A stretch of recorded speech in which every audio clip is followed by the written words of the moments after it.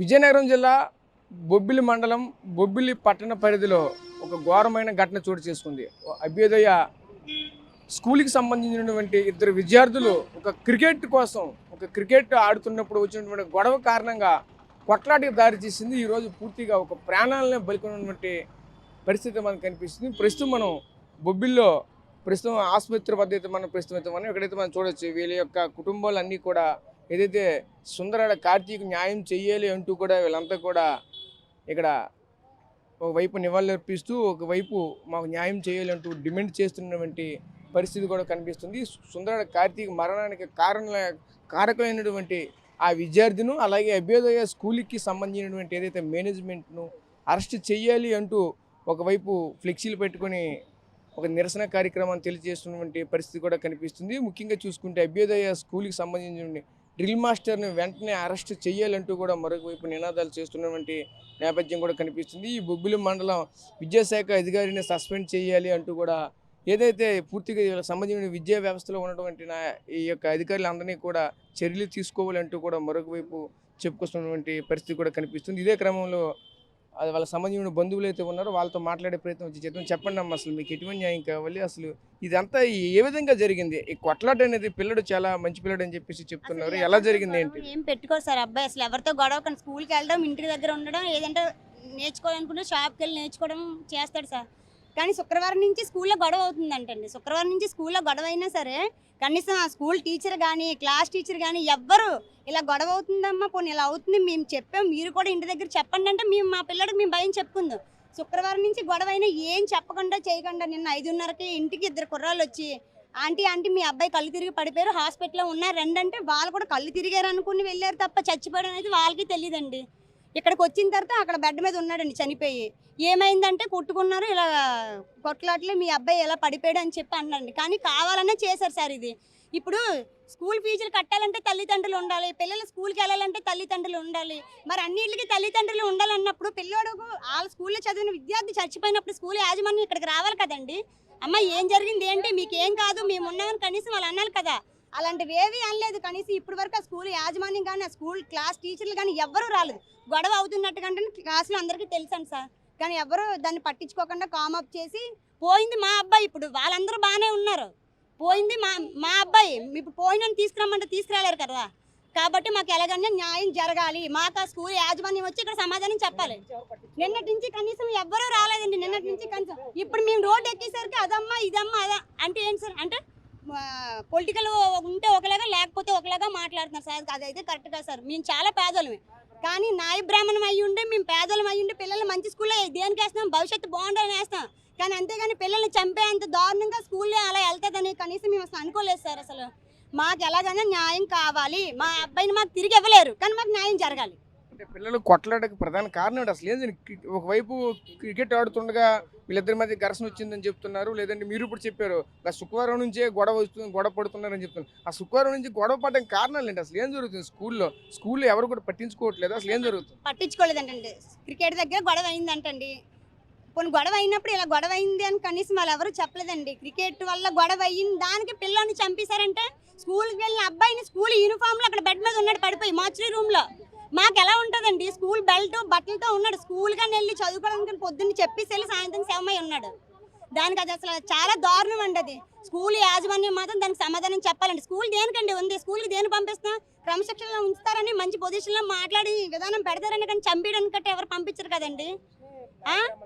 అంటే నాయ బ్రాహ్మణ్ అంటే ఎక్కడున్నా లోకువే, నాయ బ్రాహ్మణ్కి ఎవరు సపోర్ట్ చెయ్యరు. అదే వేరే అదర్ కాస్ట్ అయితే మాత్రం అందరూ సపోర్ట్ చేస్తారు. పొద్దున్న కూడా సాంబయ్య అన్న అతను మా వెనకాలే ఉంటూ మమ్మల్ని ఇంతవరకు నడిపించారండి. మాకు ఎలాగైనా సరే న్యాయం కావాలి. నాయ బ్రాహ్మణ్ అంటే ఎవరికి చిన్న చూపే, అది మాకు మాత్రం న్యాయం జరగాలి. న్యాయం జరిగి మాకు ఏదో ఒకటి చెయ్యాలి. స్కూల్ యాజమాన్యం వచ్చి మాకు సమాధానం చెప్పాలి, అంతవరకు ఆగదు. చెప్పండి ఏంటి మీ డిమాండ్స్ ఏంటి, ఏం కావాలమ్మా? ఇప్పుడు చనిపోయిన మనిషిని అలాగే తీసుకురాలేమండి. వాళ్ళు 2-3 రోజులు బట్టి ఆ కుర్రోడు వాళ్ళు ప్లాన్ మీద ఉండి ఆ క్రికెట్ గ్రౌండ్ దగ్గర తగువైన తర్వాత ఇలా చంపాలని పిడిగుర్తులు గుర్తు చంపిస్తాడు. చంపడానికి పెద్దోడు అయినప్పుడు సెక్స్కి చిన్నపిల్లడు అలాగ అవుతాడు. ఆ మాకు న్యాయం జరగాలి. మా పిల్లడు చనిపోయాడు, వాళ్ళ తల్లిదండ్రులు రోధిస్తారు.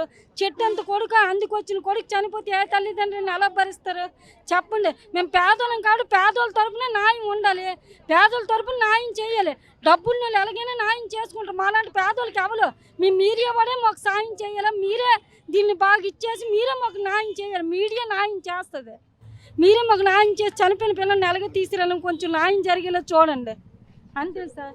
అసలు స్కూల్లో ఏమాత్రమైన డిసిప్లిన్ గురించి పిల్లలకి టీచర్స్ ఏమీ చెప్పడం లేదు. వేలాది కోట్ల ఫీజులు దండుకొని వ్యాపారంగా విద్యా బోధనలు చెబుతున్నారు.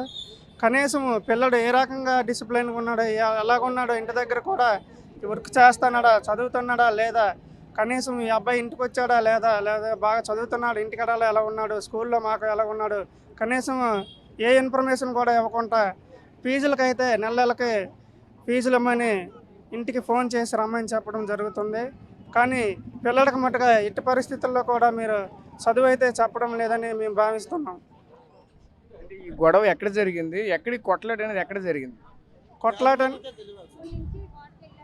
అదే స్కూల్ నుంచి వెళ్తున్న మార్గ మధ్యలో రాజుగారి కోటలో జరిగిందనమాట.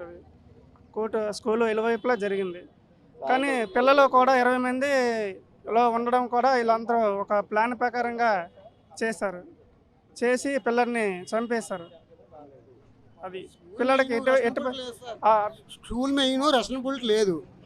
చనిపోయినా చేసిన వాళ్ళకి ఫీజులు కావాలి, డబ్బులు కావాలి, వస్తానరా పిల్లలు చదువుతానరా జాగ్రత్తగా ఇంటికి వెళ్తానరా అనేది మాత్రం లేదు. వాళ్ళ పిల్లలకి ఏంటంటే వాళ్ళకి ఫీజులు కావాలి, డబ్బులు కావాలి. పిల్లలు ఎలా పోయినా పర్వాలేదు. ఆ రోజు నుంచి తగువాడుతాండ్రు, చేస్తాండ్రు, చెందుతాండ్రు అన్నప్పుడు కూడా తల్లిదండ్రులకు ఇన్ఫర్మేషన్ చేయాలి. లేకపోతే వాళ్ళని జాగ్రత్త పెట్టి బాబు ఇది కరెక్ట్ కాదు చెయ్యాలి, లేకపోతే మీ తల్లిదండ్రులు చెప్తాము అనేది కూడా రెస్పాన్సిబిలిటీ కూడా మాకు చెప్పలేదు. పిల్లడు చనిపోయినప్పుడు బాగోలేదు అనేది చెప్పారు తప్పించి కానీ చనిపోండి అని చెప్పలేదు. ఏటో అంటే అది కూడా వాళ్ళు చెప్పలేదు. చదువుకుని 2 పిల్లలు వచ్చి మీ అబ్బాయి పడిపోయాడు ఎలాగొందో తెలియదు అని చెప్తే హాస్పిటల్కి వచ్చిన తర్వాత, గవర్నమెంట్ హాస్పిటల్కి వచ్చిన తర్వాత చనిపోయాడని తెలిసింది. చనిపోయిన తర్వాత 4-5 గంటలు పోయిన తర్వాత మనం వస్తారని చెప్పాము. అప్పటికీ రాలేదు. తెల్లవారులు కూడా చూసి ఇప్పుడు రెస్పాన్సిబిలిటీ ఎక్కడున్నారు ఏటయ్యారు అనేది వాళ్ళైతే ఇప్పుడు రెస్పాన్సిబిలిటీ లేదు సార్. అయితే ఒకటి న్యాయమైనది ఎలాగంటే డబ్బుండి క్యాస్ట్ ఎక్కువ ఉంటే వాళ్ళు చూస్తారనమాట.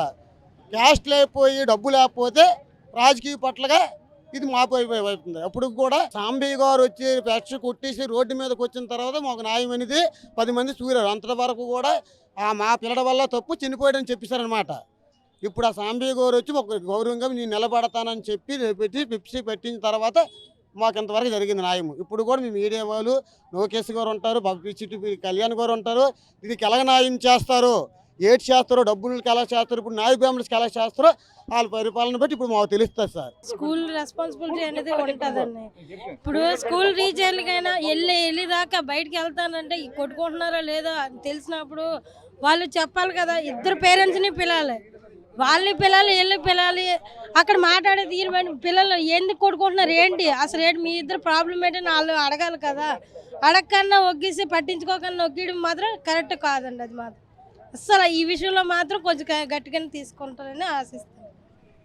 చూసాం కదా, ఇక ఉన్నటువంటి ఈ కుటుంబ సభ్యులు వీళ్ళ బంధువులు అంతా కూడా ఒకటే ఆరోపిస్తున్నారు. మా పిల్లడైతే చాలా మంచి పిల్లవాడు, కానీ ఇంతవరకు కూడా కాలేజ్ యాజమాన్యం సంబంధించిన కానీ ఇక్కడ విద్యాశాఖ అధికారులు కానీ ఎవరూ కూడా కనీసం పట్టించుకోకపోవడం అనేది చాలా శోచనీయాంశం అంటూ తీవ్ర ఆందోళన చేస్తున్నటువంటి పరిస్థితి కనిపిస్తుంది. ముఖ్యంగా చూసుకుంటే ఖచ్చితంగా మాకైతే న్యాయం చేసే వరకైతే మేము ఇక్కడే ఉంటాం అంటూ కూడా ఒక ఫ్లెక్సీ పట్టుకుని రోడ్డు పైన నిరసన కార్యక్రమం తెలియజేస్తున్నటువంటి పరిస్థితి కనిపిస్తుంది. కెమెరా పర్సన్ నాయుడుతో రాజేష్, RTV, బొబ్బిలి నుంచి.